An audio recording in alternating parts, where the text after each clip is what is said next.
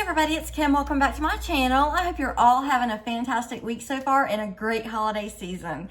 I am coming back to you to bring a project share for CoBeads. If you guys remember before Thanksgiving, CoBeads sent me a package of some molds to use. I had chosen from their website different molds that I think that I could use in projects for this month. So I did the unboxing and I showed you everything they sent. And now I've had a chance to actually bring them out, play with them, put my hands on them, use the clay, use the resin, and I've had so much fun. I want to show you guys the projects that I made. But before I do that, I want to remind you guys that in my description box right here is going to be the link for CoBeads homepage, the coupon discount code that they provide to me to provide to you if you guys are interested, as well as all the links for all the products that they sent to me to use. And there were several different molds that they sent. So, and I've also put my contact information down there as well. My contact information is on every one of my videos. So if you guys ever need me, you can go to any of my videos or my about section. So let me get started by showing you the molds that they sent. I'm going to be highlighting 5 molds today. So, and I'm going to quickly show you, it's the Snowflake mold that has all these different shapes and sizes. This Snowflake mold that is, it's got a little place right here where it can actually be a pendant. It leaves a hole behind so you can string it up pretty easily for a pendant or an ornament. And then this larger ornament mold, again, it has a little place where you can, it'll leave a hole where you can string it up for an ornament or an embellishment. And then 2 others, which are the girl and the shoes. So I'll show you those in just a minute. But with the first 3 snowflake and ornament molds, I want to show you the projects that I came up with. I'm going to do these 2 for this project right here. It's just a simple bag topper. But for those of you that aren't familiar with how that actually gets made, most of the time, if you have like a Cricut or a Silhouette, you can go in and find a bag topper file and print it out. Okay, choose the file and print it out. I don't have one of those machines. I have a simple manual die cut machine. So this was actually gifted to me. But you would lay the die cut down on one of your plates. You would lay your paper down. You would put another plate down. It's called a sandwich. And then you would cut your bag topper out. You would still have to fold it in half. And then, you know, even if you didn't have a special die for it, you could still take the paper and use a punch around the sides. There's all kind of ways you can make a bag topper. It doesn't have to have a special die for it or even a big expensive machine. But this happened to be gifted to me, and I just wanted to show you how it could be simply and elegantly embellished, but it didn't add a lot of heaviness to it. So this is a die that will make a sprig. So in the spring, the sprig could be pretty bright greens and things like that. But in the winter, nice silver, metallic, and glitter paper makes a really pretty sprig. And then on the middle of this, I just wanted to show how you can add some height and dimension to your bag topper. I put just a plain snowflake on the back, and then using this mold, I was able to take one of the larger ones, and I used the blue liquid Sculpey on that and put it on top just to add some variation to the color. So you do have a simple elegance and a contrast in the light and dark blue. So I made my bag topper with that. And then, all right, so let me show you my next project. So this is a little preface to this. These little pieces of wood, you guys, go on sale for, this happened to be a Christmas decoration from the last couple of years. It was a magnet, still has a magnet on the back, big magnet. And at the end of the season, they marked these so deeply down, 90%. I mean, I think I paid 18 or 19 cents for this. So I have a Hobby Lobby here in Jackson, or I live in North Florida. So Fernandina Beach, all the way up to my mom's house. So I try to hit all these Hobby Lobbies, right? And grab up these things because they can be sanded and then primed and then altered for any time of year. So I went ahead and grabbed all that I could find after the season. And even the discounts start before Christmas, but my favorite time to go is like the week right after. So anyway, these are the unaltered ones. I keep them in my stash, and then when I'm ready for something, I've got like pieces of wood that I can alter. So what I did is I decoupaged using this is one of the ones that I haven't altered yet. I decoupaged a plain blue napkin here, knowing I was going to kind of go with some sort of Christmas theme. And again, I wanted to say, okay, well, what can we do that's going to be simply done, that if you've got kids in one room, you got husbands in the other room, or you're baking a cake and you just need to buy some time while you're waiting on that. A lot of things are going on in the holidays. It's really busy. What's something simple you can put together for, you know, simple little gifts?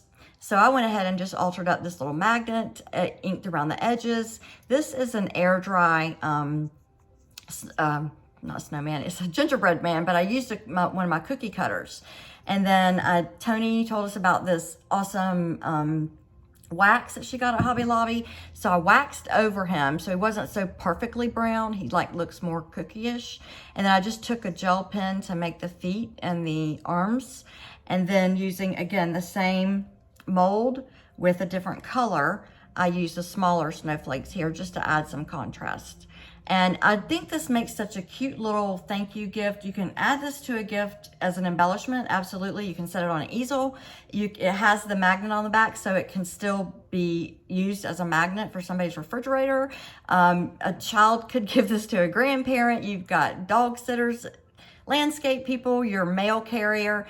Back when we had the cats, we had cat sitters. I've got house sitters. I mean, all kind of people that just need a little recognition. So something easy enough to do, fun to do, and, you know, quick enough to do. So I think that these molds make that easy to do, and it's not so such an overbearing task when you've got a house full of people. So that's my second little project that I did. Easy enough if you want to do, you know, fancy packaging, but they don't add a whole lot of weight. And if you want to mail, it's not adding more weight to the wood, because this is air dry light clay and this is light liquid clay.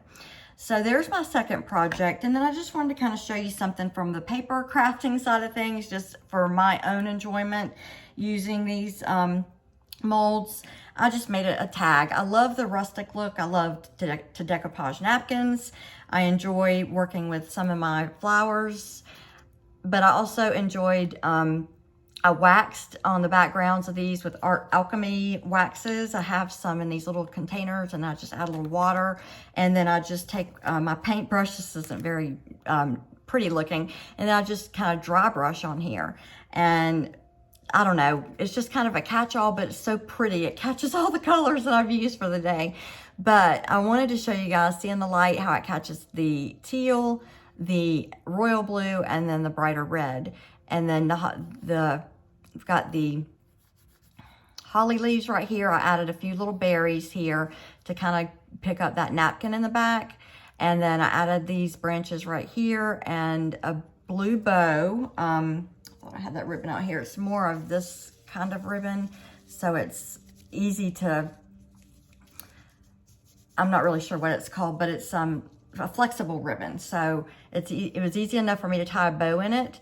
And then I just put a Frosty, the snowman right here, because it was the snow scene. But I definitely wanted to keep it rustic, so he's not so perfect. He's definitely got some wear and tear on it, but so does the effect and the feel of the tag. So that's my third project that I made. All right, so that's using those molds. Let me show you my last one, and that is to show you how I used this pretty girl and these shoe molds. And remember, I showed you when they poured the molds, they did a great job pouring them evenly. And so when you get a demolded item, your product is going to be even and easy to work with. So I am super impressed with these molds. So let me show you. I did an altered little frame. I picked this up at the Dollar Tree, and I added the girl image to it. I thought this would be such a cute little idea, and it's not really an altered frame. I didn't alter the holographic look to it. I just added some girly items to it. It says ooh la la, and it has the squiggly chevron lines at the top. It has some purple and pink in it. The ooh is in black, which is why I did the lipstick case kind of in a dark gray. But I thought for a young adult, or, you know, just somebody who might need a little quick pick-me-up, or the really girly girl in your life, I added the perfume bottle over here. This is a little resin piece. I don't know if you can see that. Got some glitter in it. And then here are the shoes. So here's the mold. And so I demolded that pair of shoes. This was gifted to me. It could be used for more of a vintage look comb. And then this was also gifted to me. So I used some Art Alchemy wax for the barrel of the lipstick, and then some purple on the tip. And then for the girl, I had like this purple and this red and this pink. I had all kinds of colors, and I just started mixing them in, and they really worked well with the coloring in the frame. So that's how I did her dress here. And then I had to come across underneath her arm there to get the rest of the dress. And her hat, I did a little lighter pink. I don't know if we can pick that up here, but it is a tiny bit lighter pink, and a wink of Stella on her hair, because that does have a slight shimmer to it. So she has a light golden brownish hair color. So, and I didn't do anything else to the body or the arms. More skilled painter could mix those paints up and know exactly how to do that. I wasn't sure, so I left it all natural, and I think it looks fine. But I do think this is a cute little idea for, like I said, the girly girl in your life, or, you know, just somebody who might need a little pick-me-up or something. I do like the mold for a little older person. The other one was more of a Southern Belle mold. That might be, I guess I'm just a little old-fashioned, but that might be a little better for my taste for somebody who's a little younger, just because this looks a little risque. So, but I do like it with this particular frame and phrasing, and this came from the Dollar Tree. So, I mean, you can't get much cuter than that. So, and of course, if you want to leave all these off and just add her for just like a simple little addition, that can be done as well. So those are my projects for the first CoBead project share video. So I will be coming back and showing you guys some more molds and some more projects on my next CoBead project share. Thank you, CoBeads, for doing the collaboration with me and allowing me to work with your products. I am enjoying this. I've had a great time with it. And thank you guys for checking out the video. I will, again, don't forget, all the links are going to be here in the description box. And I will see you guys back very soon. In the meantime, stay safe, stay healthy, and find a smile in every day. And thank you guys for everything. All right, take care.